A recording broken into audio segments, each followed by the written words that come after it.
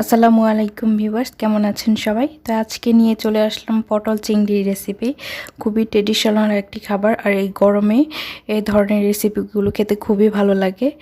তাই নিয়ে চলে আসলাম সহজ রেসিপিতে, খুবই মজাদার উপায়। যারা বিশেষ করে চিংড়ি পছন্দ করেন তাদের জন্য তো এটা অমৃত। তো গরম ভাতের সাথে খুবই ভালো লাগে খেতে।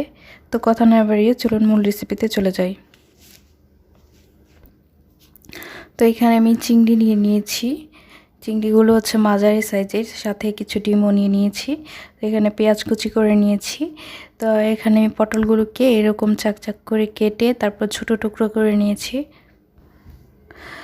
তো এখন চিংড়িগুলোকে আমি এই যে মাঝখান থেকে এরকম চিড়ে মাঝখানে যে রগটা থাকে সেটা বের করে নিয়েছি। কারণ দেখা যায় যে অনেক সময় যাদের অ্যালার্জির প্রবলেম থাকে তাদের এই রগটা খেলে আরও অ্যালার্জিটা বেড়ে যায় দেখা যায়।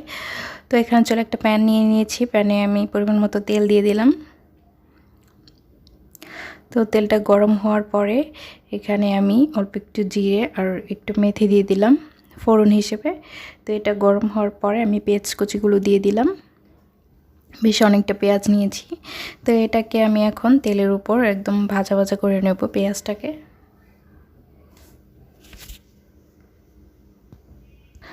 তো পেঁয়াজটা হতে থাক, এদিক থেকে আমি অন্য একটা প্যানে হচ্ছে তেল গরম করে নিয়েছি। তেল গরম করার পরে এখানে আমি যে পটলগুলো কেটে রেখেছিলাম সেগুলো দিয়ে দিলাম। এগুলো এখন হালকা একটু ভেজে নেব, কারণ হচ্ছে আমার কাছে এটা একটু হালকা ভেজে নিলেই খেতে বেশি ভালো লাগে। তো এই যে আমার পটলটা মোটামুটি ভাজা হয়ে গেছে। তো এটাকে এখন নামিয়ে নেব আমি। তো এদিক থেকে পেঁয়াজ এগুলো বাদামি করে ভাজা হয়ে গেছে। এখানে একটু ঝোলের পানি দিয়ে দিয়েছি।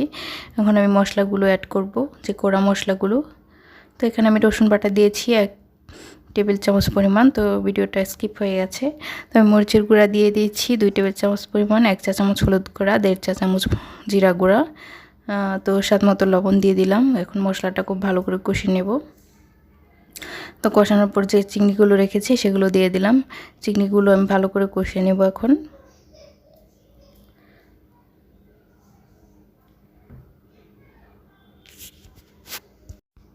তো চিংড়িগুলো কষানো হয়ে গেলে এখন আমি এখানে অল্প একটু পানি দিয়ে দিলাম। পানি দেওয়ার পরে যে পটলগুলো আছে সেগুলো দিয়ে দিলাম। তো পটল আর চিংড়ি আমি একসাথে এখানে কষিয়ে নেব এখন খুব ভালো করে। যে দেখতেই পাচ্ছেন, তো এখানে আমার পটল আর চিংড়িটা কষানো হয়ে গেছে খুব ভালো করে। তো এখন আমি এখানে পরিমাণ মতো ঝোলের পানি অ্যাড করে দেব। তো যে কোনো তরকারি আপনি যত ভালো কষাবেন তত খেতে টেস্ট হবে, এটা যে কোনো তরকারির ক্ষেত্রেই। তো এখানে পরিমাণ মতো ঝোলের পানি অ্যাড করে দিলাম। এখন এই ঝোলেই এটা রান্না হবে, সেদ্ধ হবে, এবং এটাকে একদম ভুনা ভুনা করে নেব আমি, তাহলে খেতে বেশি ভালো লাগবে। এই তো দেখতেই পাচ্ছেন, এটাকে ঝোলটা শুকিয়ে নিয়েছি আমি, একদম ভুনা ভুনা করে নিয়েছি। তো গরম ভাতের সাথে এই ধরনের রেসিপি একদম এই গরমে, বিশেষ করে যাদের চিংড়ি আর পটল পছন্দ তাদের তো কথাই নেই, একদম জমে যাবে। তো আপনারা বাসায় ট্রাই করতে পারেন এই ধরনের রেসিপি, এই গরমে খুবই ভালো লাগে। তো ভিডিওটি ভালো লাগে চ্যানেলটি সাবস্ক্রাইব করবেন এবং পাশে থেকে যাবেন। আল্লাহ হাফেজ।